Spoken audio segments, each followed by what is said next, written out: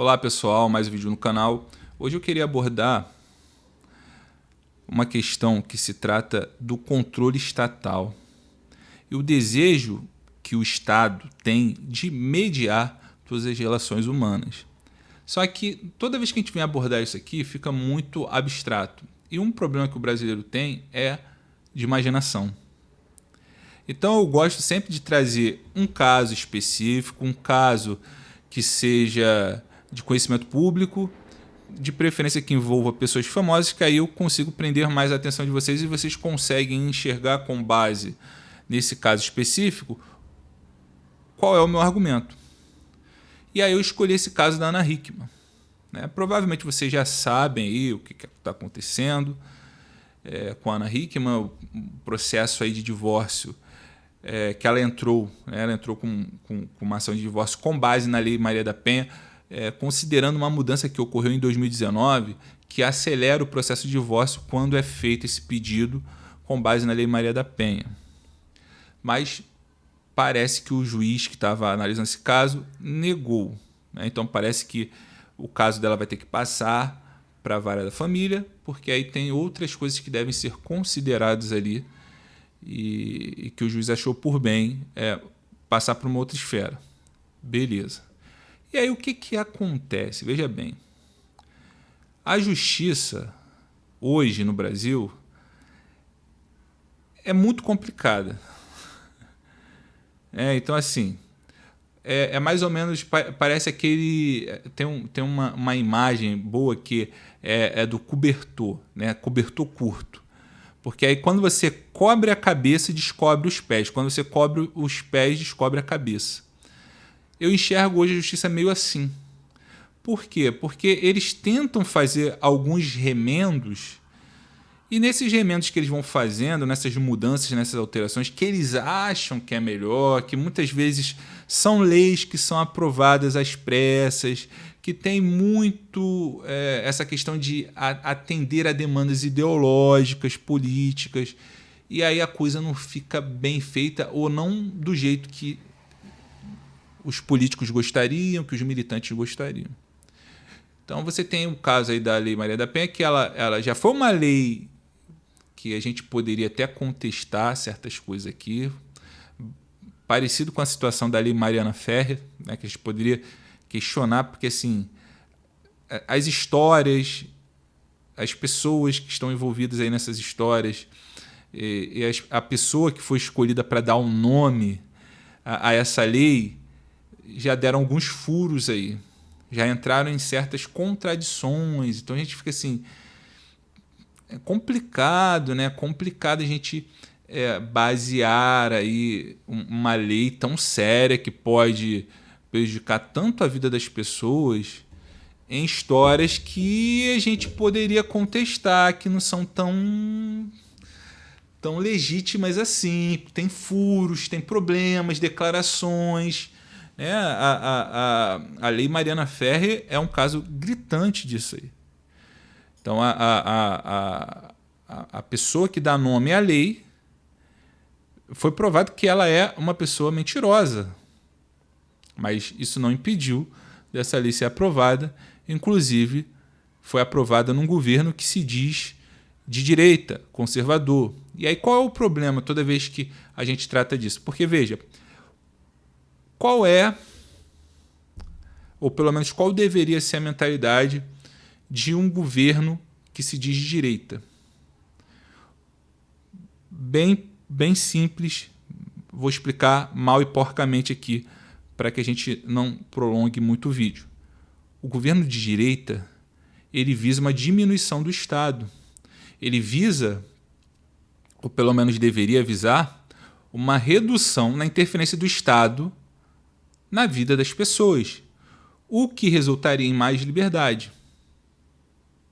Então veja bem, não faz sentido num governo do Bolsonaro, que se diz um governo de direita, aprovar um monte de leis, mais de 70, segundo aí a propaganda que ele alardeava aí, batia no peito para falar isso, mais de 70 leis que visam só a proteção da mulher.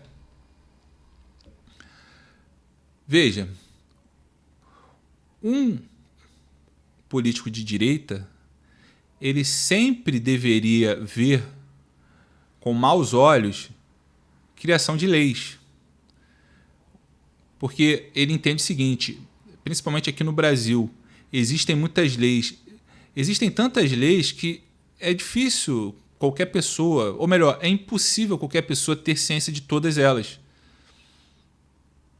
E por isso que o advogado, de certa forma, ele ainda encontra uma demanda muito grande aqui no Brasil, porque ele dedica a vida dele, ou pelo menos deveria dedicar, para pegar essas brechas aí, para defender ou para acusar alguém. Certo? O problema é que com esse monte de leis aí, de certa forma, é sempre mais fácil prejudicar o homem na relação. Só que mesmo assim, aí volta a questão do cobertor. Cobre a cabeça, descobre os pés. Com essas leis que foram criadas aí, entre elas tem uma lei aí que é um problema, é uma pedra no sapato, principalmente das feministas, dos militantes aí, que é a lei de alienação parental. Então o que acontece? O marido da Ana Hickman entrou também com processo por conta dessa questão da alienação parental. Então, quando existe um problema entre o casal, os filhos devem ser protegidos, ou pelo menos essa é a visão que a justiça tem por enquanto. E sabe-se que o filho ele tem que ter direito a conviver com o pai, tanto com o pai quanto com a mãe. Então a mãe ela não pode, mesmo ela coberta de um monte de direitos, ela não pode impedir o pai de ver os filhos. Isso configuraria a alienação parental. Uma mãe não pode induzir o filho a mentir para queimar o filme do pai ou para complicar o pai na justiça. Correto? Porque isso também configura alienação parental. A mãe não pode ficar fazendo a cabeça do filho contra o pai, sem motivos. Né? E aí o que acontece? Eu não sei se a Ana Hickman está fazendo isso. Eu acredito que ela não deve estar deixando os filhos verem o pai, o filho, os filhos, não sei, verem um pai. E aí ele entrou com isso. Ele provavelmente contratou um advogado. O advogado viu essa brecha aí, mandou para frente. Correto? E aí você tem uma matéria recente aí daquele grupo UOL, acho que é do Splash. Essa matéria está assim: o perigo da lei de alienação parental nos casos de violência doméstica. Então, peraí, uma lei que é perigosa? Por que essa lei é perigosa? Porque é uma lei que contempla os homens também, e não só as mulheres. Por isso que ela se torna perigosa. E por isso que é um problema, e provavelmente vai haver uma revogação dessa lei. E aí o que acontece? Inclusive, se você quer ter uma visão um pouco mais aprofundada dessa questão de lei, eu oriento vocês a assistirem um vídeo do Igor Pereira. Ele fez um vídeo sobre isso aí, inclusive eu estou fazendo esse vídeo aí, que eu estou fazendo aqui agora, com base no que o Igor apresentou ali, tá? Não estou falando exatamente a mesma coisa que ele, mas se você quer ter uma visão de um profissional, de um cara formado em direito, você tem que procurar lá o canal do Igor Pereira. Eu sei que nem todo mundo gosta, né? O pessoal já criticava pra caramba o Dom Sandro, Dom Sandro, porque fica falando das leis como se não fosse importante, né? Então, eu não quero assim entrar muito nessa questão da lei, porque daqui a pouco a galera começa a chiar também. Eu estou querendo uma coisa mais prática para que vocês possam enxergar o que eu estou querendo dizer, qual é o meu ponto. E principalmente quem é pai, mas não só o pai, porque veja bem, você talvez não tenha filhos agora, mas isso não livra você de tê-los futuramente. Então isso aí já serve para que você se precavenha, que você já entre num relacionamento ciente disso. Né? Veja que eu sempre falo aqui, o meu objetivo aqui é alertar vocês para que antes que vocês cometam erro, vocês já tenham a informação. Que aí vocês podem errar à vontade, mas já não vão poder falar assim, eu não sabia. Né? Porque é incrível como homens adultos fazem um monte de cagada e depois só falta botar o dedinho na boca e falar, eu não sabia. Né? Parece até uma criança de 5 anos. Então, isso é importante para vocês saberem disso. Tá? E aí o que acontece? Nessa matéria do Splash lá, que é do Grupo UOL, eles vão abordar a questão da lei de alienação parental e aí eles vão fazer um ad hominem. Por quê? Porque existe uma teoria e essa lei de alienação é baseada na teoria desse Richard Gardner e aí para invalidar o foco, o argumento que está sendo trabalhado aqui, eles vão atacar a pessoa e não o fato. Porque qual é a grande questão aqui? O que é importante? Qual é o cerne aqui? Quando o casal se separa,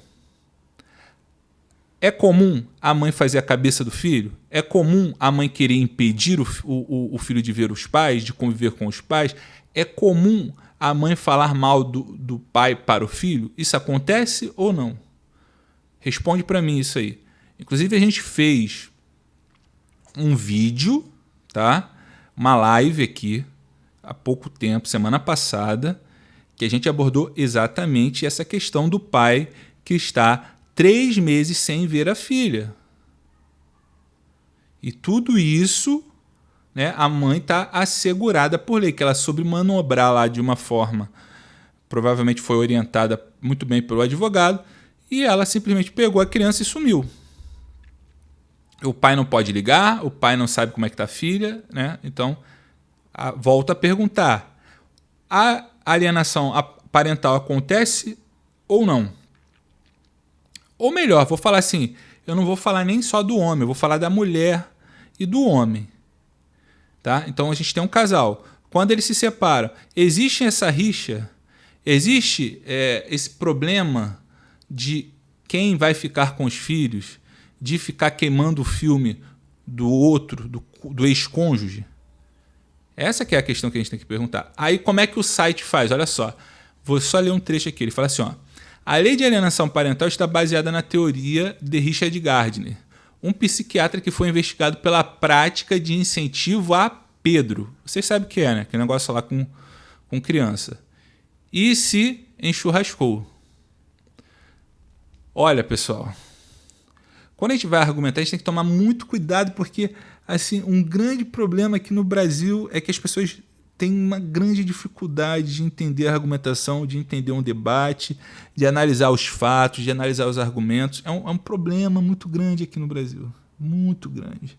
Veja, o fato da pessoa ter sido investigada não significa que ela praticou a coisa a qual ela está sendo investigada. Tanto é que se ele tivesse sido condenado, não estaria aqui nessa matéria falando que o psiquiatra foi investigado.